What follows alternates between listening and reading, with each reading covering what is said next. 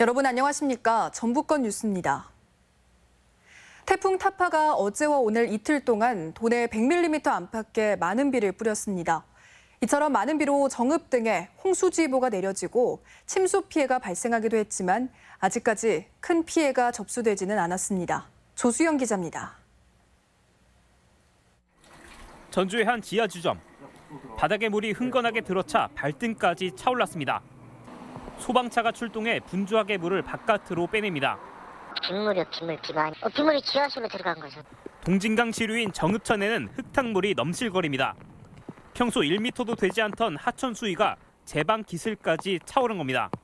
홍수주의보가 내려진 정읍천입니다. 현재 수위가 4.5m까지 올라갔는데 평소보다 6배 가까이 물이 불어난 겁니다.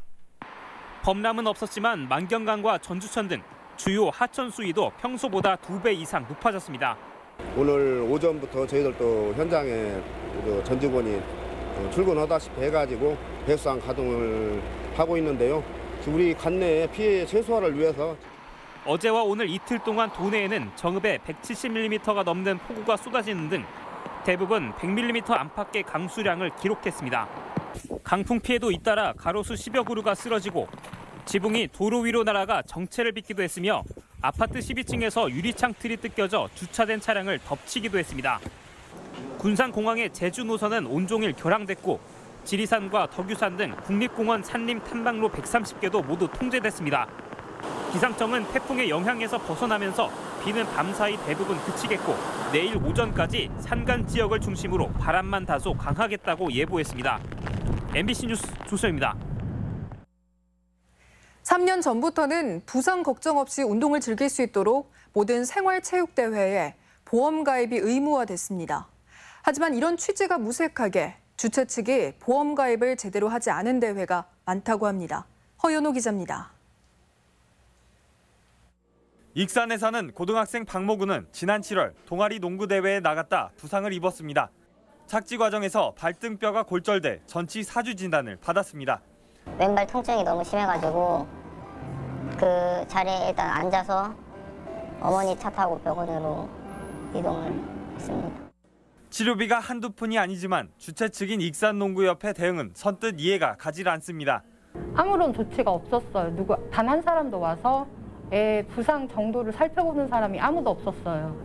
총 260만 원 정도. 결국 치료비는 박군 스스로 부담해야 할 처지인데 이유는 협회 측이 보험을 제대로 들어놓지 않았기 때문입니다.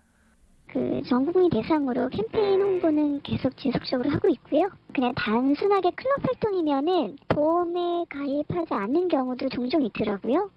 3년 전 법이 바뀌면서 모든 생활체육대회에 보험 가입이 의무화됐지만 협회가 이를 지키지 않은 겁니다.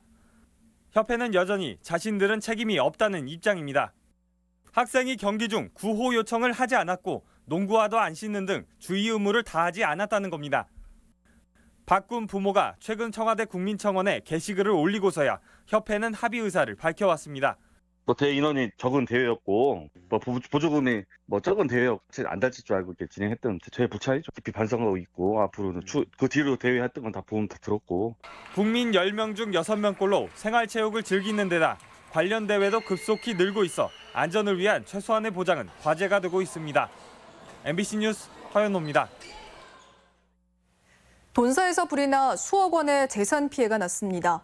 어제 저녁 7시쯤 정읍시 옹동면의 한 돈사에서 불이 나 2시간 만에 축사 12동 가운데 6개 동이 불타고 돼지 2천여 마리가 폐사해 2억 5,700만 원의 재산 피해가 났습니다. 경찰과 소방당국은 일단 환풍기 고장과 전기적 요인 등으로 불이 난 것으로 보고 정확한 원인을 조사하고 있습니다. 도로명 주소가 도입된 지 5년이나 됐지만 여전히 혼란이 적지 않습니다. 일부 건물에는 법으로 정한 도로명 표지판마저 제대로 붙어 있지 않은데요. 한범수 기자가 실태를 확인해봤습니다. 전주의 새로운 관광 명소로 떠오른 갱리단길. 눈에 잘 띄는 곳에 도로명 주소 표지판을 설치한 곳도 있지만 꽤 많은 상점들은 제대로 달지 않은 채 영업을 하고 있습니다. 잘 모르기도 했고. 일단 없는 곳이 되게 많길래. 네, 거의 없죠. 전주시에서 알려주거나 그런 적은 없었고. 네, 그런 건 한 번도 못 들어봤어요. 건물을 최근 리모델링한 가게일수록 도로명 표지판을 보기가 더 힘듭니다. 장소를 바꿔 도청 앞으로 왔습니다. 큰 길가에 있는 건물들을 살펴봤는데요. 표지판이 붙은 곳을 찾기가 쉽지 않습니다. 후미진 곳이라도 표지판을 붙인 곳은 그나마 나은 편. 표지판을 뗀 채 상점 간판 위에 조그맣게 수기로 도로명 주소를 적어놓은 곳도 있습니다. 건물 주소 표지판을 붙이지 않으면 50만 원 이하의 과태료를 물게 돼 있는 게 현행 법조항. 하지만 실제 단속 사례는 손에 꼽을 정도입니다. 과태료 부과한 적은 없는 거죠? 그것은 없어요. 표창기에는 그걸 부착을 안 해도 이렇게 준공을 해주고 이렇게 했었나 봐요. 행정기관조차 무관심한 도로명 주소 표지판. 상점들은 굳이 자비를 들여서까지 내걸 이유를 찾지 못하고 있습니다. MBC 뉴스 한범수입니다. 무주택자 비율이 여전히 높은 가운데 도내에서도 일부 임대사업자들이 수백 채의 주택을 보유한 것으로 나타났습니다. 국회 정동영 의원실에 따르면 우리나라 임대사업자 상위 30명이 보유한 임대주택은 11,000여 채로 1인당 평균 367채를 보유하고 있습니다. 특히 도내에서는 전주에 사는 장모 씨가 427채를, 순창에 사는 김모 씨가 356채를 보유해 30권 내위에 있었습니다. 지금까지 전북권 뉴스였습니다.